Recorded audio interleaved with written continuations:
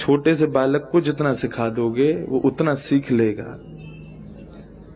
लालयेत 5 वर्षाणि 10 वर्षाणि ताड़ेत प्राप्ते तु 16 वर्षे पुत्रम मित्रवदाचरेत। लालयेत 5 वर्षाणि 5 वर्ष तक जितना हो सके लाड़ करो, और जैसे ही बालक 6 वर्ष का हो जाए 6वां जन्मोत्सव मनाना नहीं उसका।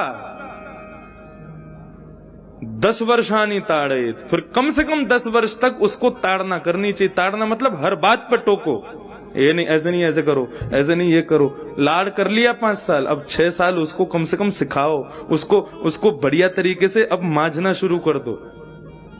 ऐसे उठते हैं, ऐसे बैठते हैं, ऐसे चलते हैं, ऐसे खाते हैं, ऐसे पीते हैं, ऐसे रहते हैं।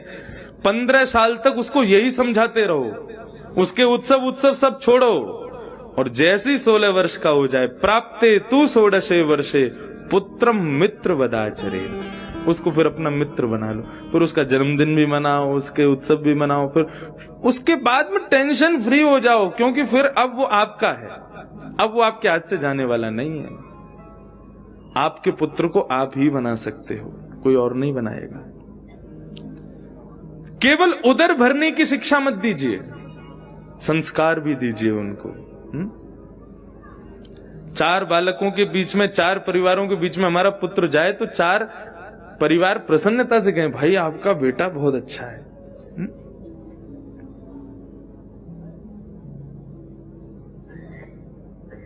हमारी मैया बिल्कुल चिंता ना है हमारी, खूब प्रसन्न रहे, वो मस्त रहे। बचपन से हमारी बहनों ने, सब बड़े हमसे, घर में सबसे छोटे हम, तीनों बहनों ने, माताजी पिताजी ने जो भी कुछ सिखाया, भगवान की दया से सब है। और सबसे बड़ी बात, मेरे पूज्य नाना जी, उनको तो मैं कैसे भूलूं।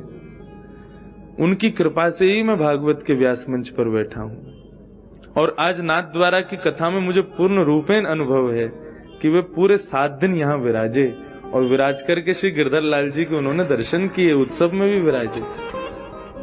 आप में से जिन जिन लोगों ने उनके दर्शन किए वे सौभाग्यशाली हैं।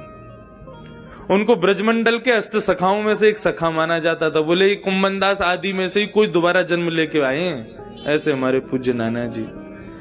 उन सबकी कृपा से, इन सबकी कृपा दृष्टि से ही जो कुछ मैं मुझे पाया, मैं इनसे ही बना हूं। और हर माँ चाहती है, कई माँ आती अपने पुत्रों को लेके, बोले इंद्रेश जी अपने संग रख लो इसको। मैं अपने संग रख के क्या करूं? बोले अपने जैसा बना दो।